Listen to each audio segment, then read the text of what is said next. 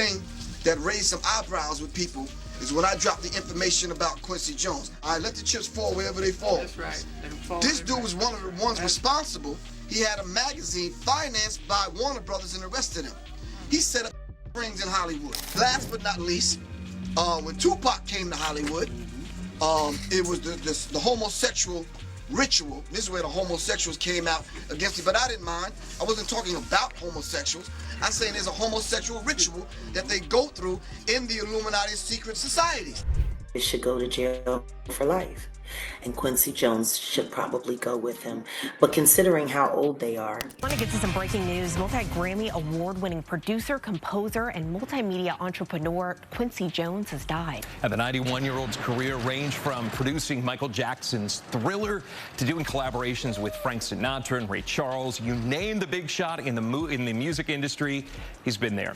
Quincy Jones has only been gone for about 2 weeks, and there are already some disturbing allegations resurfacing about his rumored role as the gay gatekeeper of the industry. And some of these allegations are coming from former Public Enemy member Professor Griff, who previously alleged that long before Diddy's freakoffs were a thing, Quincy was throwing these wild, ritualistic parties where aspiring young male entertainers were forced to do all kinds of questionable things. And according to Griff, Quincy even tried to lure Tupac into these parties, but Tupac wasn't having it, and he even publicly exposed Quincy after Quincy allegedly made an indecent proposal. And we all know what happened next. Tupac was murdered, and the case is still officially unsolved. Now, I know this sounds wild, but stay with me because it ties back to the long-standing rumors in the industry, especially around Quincy Jones and young men. And it's not just Tupac. Quincy also allegedly targeted Michael Jackson, Tevin Campbell, and Will Smith, among others.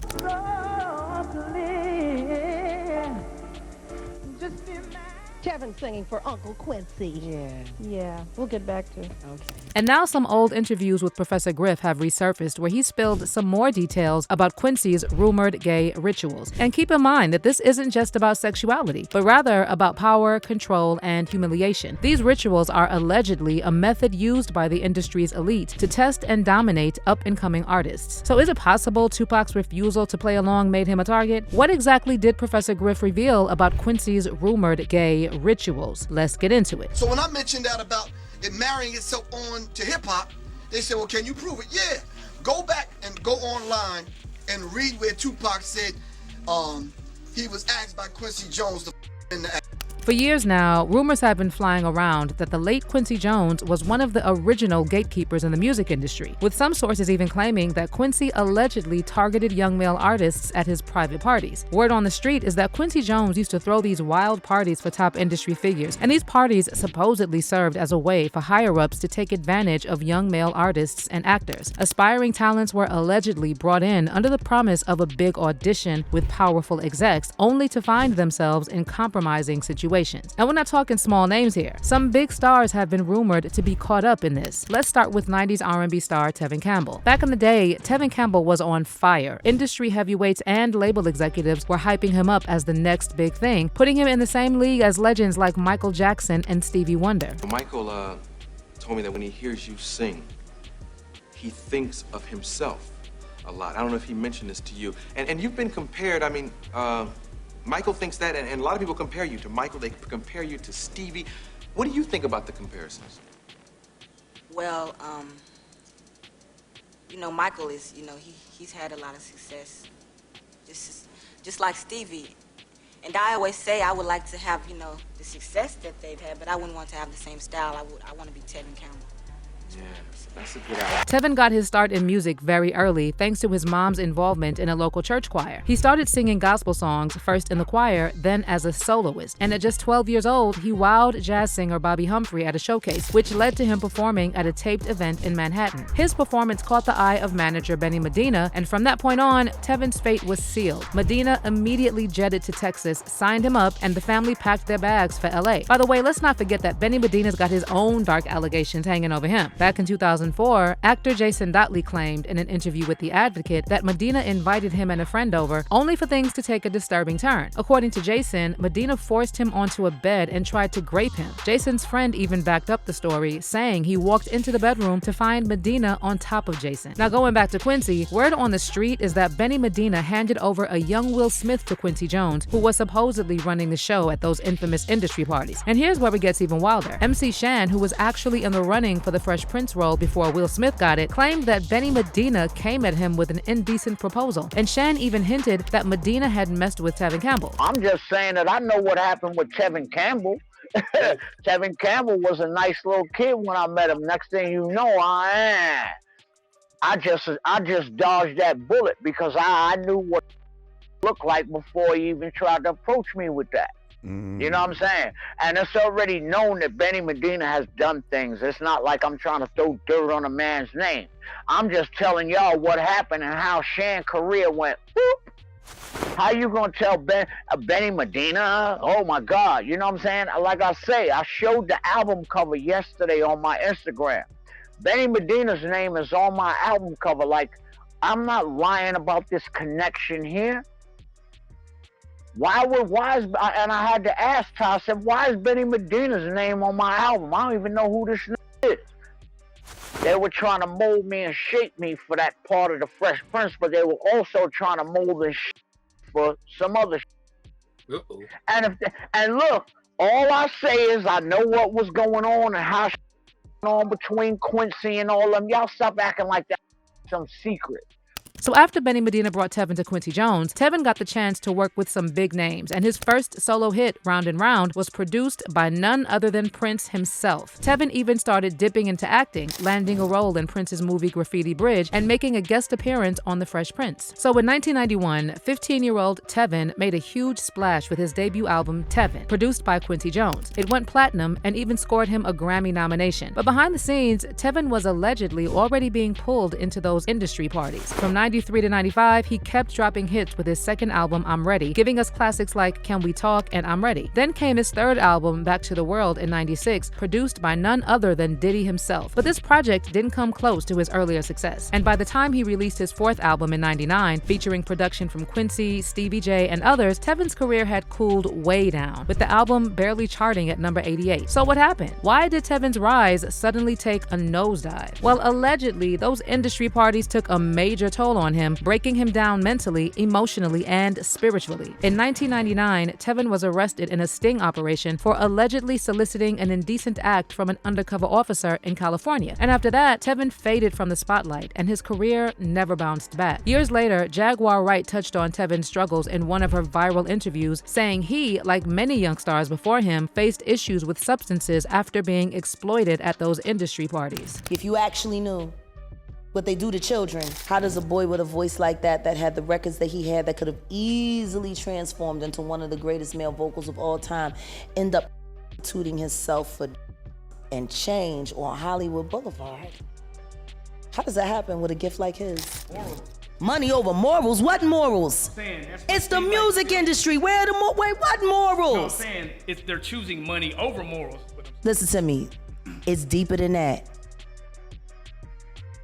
It's not even money. See, it's power. It's dominion. So in March 2022, Tevin finally came out as gay. And later, in a rare interview with People, he shared some of his experiences from back in the day and said he was actually glad he stepped away from the music industry when he did. So how did that affect you? I know you were so young then, but as you got older in the industry, when you entered your teens, entered your 20s, how was that space for you? And when you were trying to just understand yourself, understand your own life, your loves, your sexuality, all of that? Well, I didn't start understanding those things until I got away from the business, until I left the business. Like I said, it was work. I didn't have time to process any of that. Yeah, I knew my sexuality, but I didn't think of the representation that I didn't see in the business. I didn't think about those things. Yeah. When I came out to my family and my friends when I was about 19 or 20, that was it for me. And then I went on this road of discovering myself. I didn't know who I was. I didn't know how to do anything but go to the studio and sing. Like, yeah. Who is this guy? Who are you? So when did you decide to just take a step back for yourself? And was that a conscious decision, like, I'm done, I'm out? I wasn't interested in doing any more albums. I was very, very pleased to be away from Warner Brothers, to be away from just a whole world of it. Now let's talk about Will Smith, because he too was allegedly targeted by Quincy at those rumored rituals. Will first met Quincy when he was about 19 or 20 at one of Quincy's legendary parties. That meeting ended up being a game changer for Will's career, and he's always said that Quincy helped him out at a time when he really needed it. See, before hitting it big, Will was part of the hip-hop duo DJ Jazzy Jeff and the Fresh Prince. But after the success, he started living large and splurging, and by 1989, his finances were in a bad spot, and he owed nearly $3 million to the IRS. But everything flipped for Will after he attended one of Quincy's industry parties. It was at that party where Benny Medina introduced Will to Quincy and pitched the idea for a sitcom called The Fresh Prince, inspired by his own life growing up in East LA and moving in with a rich friend in Beverly Hills. Quincy was so intrigued that he had Will audition right then and there. And Will must have killed it, because Quincy was so impressed that he had his lawyers start working on a contract right then and there. So I find myself at Quincy's, and there's actors and artists and celebrities and politicians. It's like everybody's at Quincy's house. It's like The Wiz without the costume. Quincy looks at Brandon Tartikoff, the head of NBC. Did you like it? And Brandon said, yeah, I liked it. Quincy says, no, did you like it? And he's like, yeah, I liked it. He's like, good, you're his lawyer. Draw me up something right now.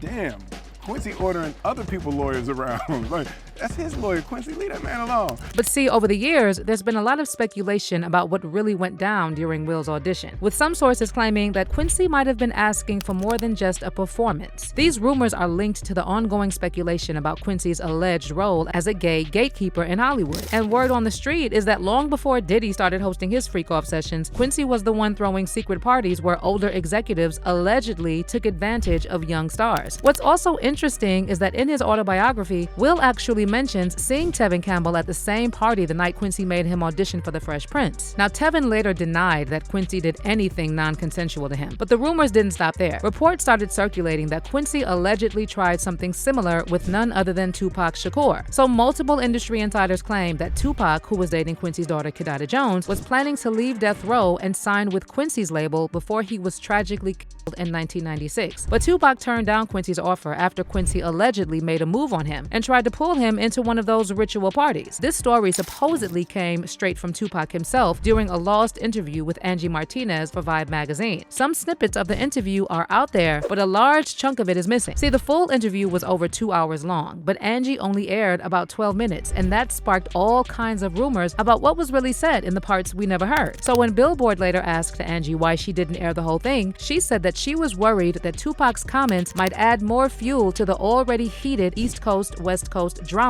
that was going on at the time. But multiple sources have come forward and challenged Angie's explanation. They claim that Tupac dropped some bombshells about Quincy Jones during that interview. So a few years after Tupac's death, a snippet of this infamous interview supposedly leaked online, and it allegedly confirmed those claims about Quincy. But just like that, the leak was quickly taken down. And now it's impossible to find it anywhere. But fans who were around at the time of the leak remember hearing Tupac specifically say he cut ties with Quincy after Quincy allegedly asked him for an intimate favor. One fan commented on a YouTube video about these allegations saying, "I don't know how old people are in the comment section or if y'all was into secrets of the industry books or DVDs, but there used to be a black man who did DVDs about it, and in one of them he talked about the Quincy Pac situation. There was even audio of Pac saying advances were made, but he told Quincy, and I quote, "I don't get down like that." I swear I remember hearing the audio, but it disappeared years later. I first heard it around 08-09. And then someone else confirmed this and added, "The guy's name is Ashquar," or something to that effect. It used to be on YouTube. I honestly believe they wiped all of his videos off of here, to be honest. He ended up having like damn near 20 volumes or parts to his DVD. Griff spoke on it as well.